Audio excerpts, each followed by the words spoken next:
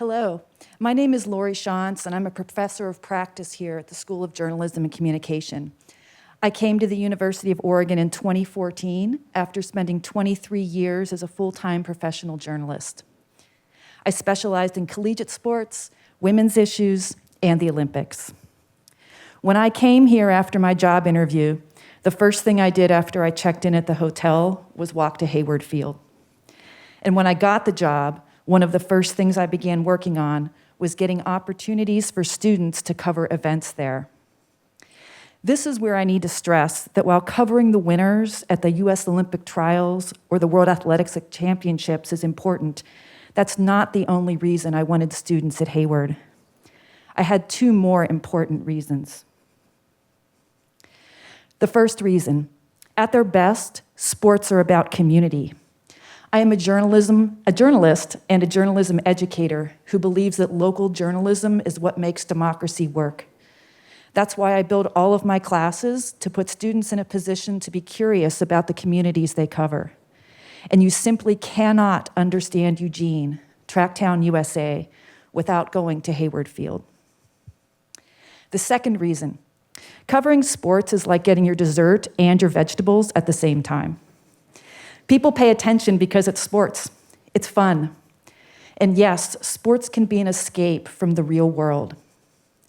But everything that happens outside the playing field happens on it too.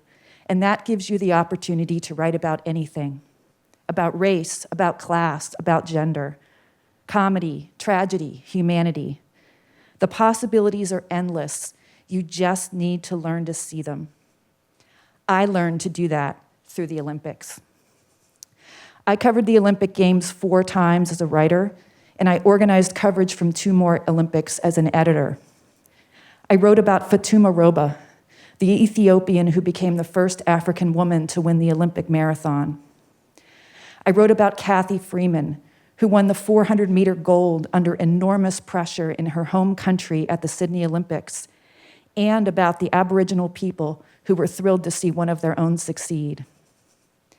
And I also wrote about the athletes who were rarely, if ever, featured on NBC. These were the locals, the athletes who were born in or trained in or competed in Pittsburgh, Pennsylvania, where I worked. They were relay swimmers and judo players. They were marathoners and cyclists who had spent time in Pittsburgh when the Olympic trials were held there. A wrestler, an archer, each of whom won gold medals.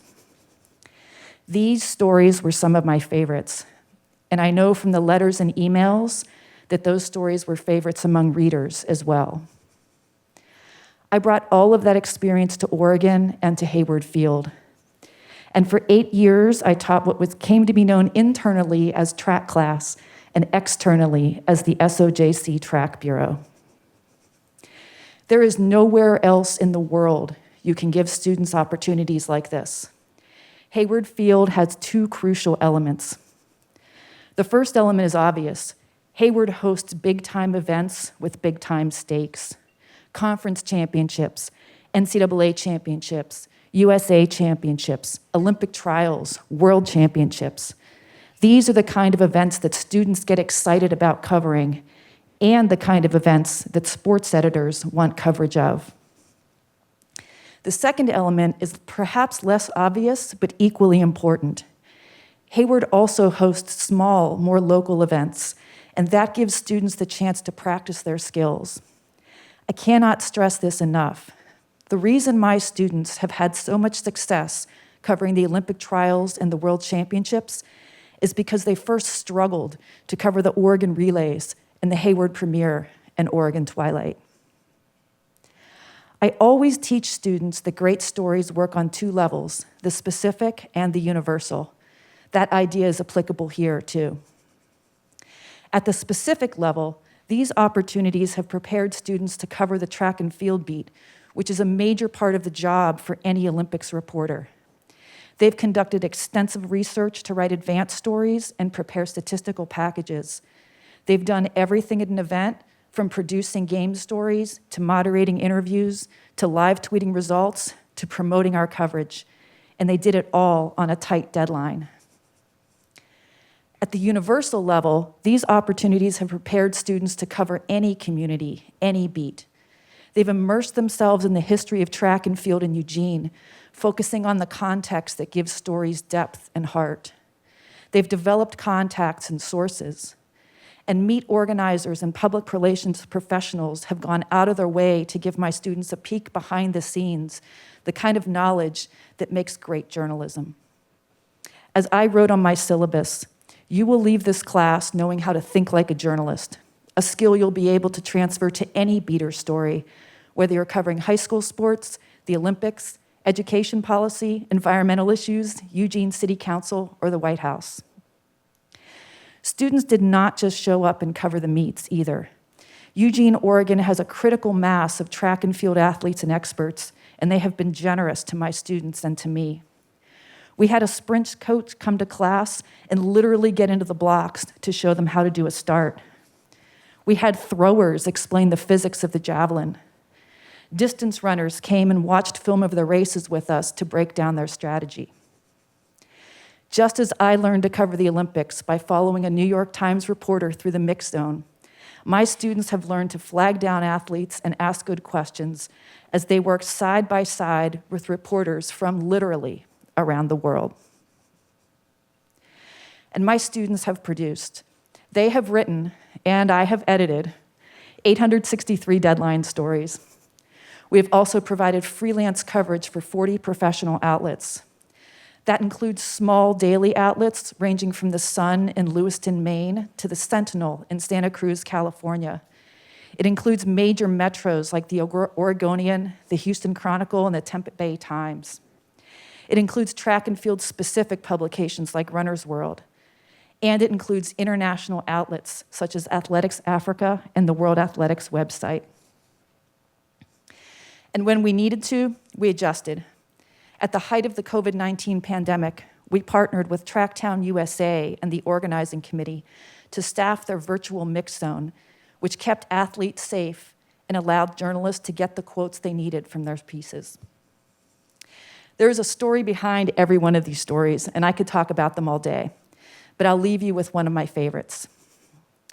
Alex was a senior broadcast major who was writing for the Yankton, South Dakota paper at the 2018 NCAA championships, covering the local athletes who were competing in the pole vault. That is an event that goes on forever. So when Chris Nilsson of the University of South Dakota won an NCAA championship, it was just 5 minutes before Alex's deadline. He had to file the story without any quotes, then he had to chase down Nilsson, then he had to do the interview, then he had to write another story. He was flat out exhausted. He was also not super happy with me at that moment. 2 days later, however, Alex found himself on a tight deadline again. He was covering the winner of the men's 800 meters, and that athlete's newspaper was on an East Coast deadline. This time, Alex finished the interview, sat at his computer, and smiled. He was unbelievably relaxed. "This is great," he said. "I've got 45 whole minutes." This was a sentence that was literally impossible to imagine him saying just 2 days before, and that's how the learning happens. Before I go, I'd like to highlight the best part of having student journalists at Hayward, the way each group has become a team. There are about 40 events in the typical weekend track meet. That is a long time to spend at Hayward Field, where it's often raining, windy, hailing, sunny, or hot. Sometimes all that happens during the same meet.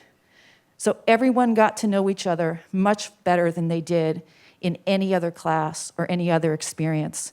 And with so many events, there was no need to compete for stories. They were able to get to know each other and help each other. Not long ago, I was working as a freelancer myself, covering the Oregon State High School Track and Field Championships. I arrived at Hayward, and I found that 5 of my former students were covering the event too. All of them were working for different outlets scattered across the state of Oregon. All of them had graduated in different years, and all of them were hanging out, all their background research I taught them how to do, and helping each other. It's yet another example. At their best, sports build community, and so does journalism. Thank you.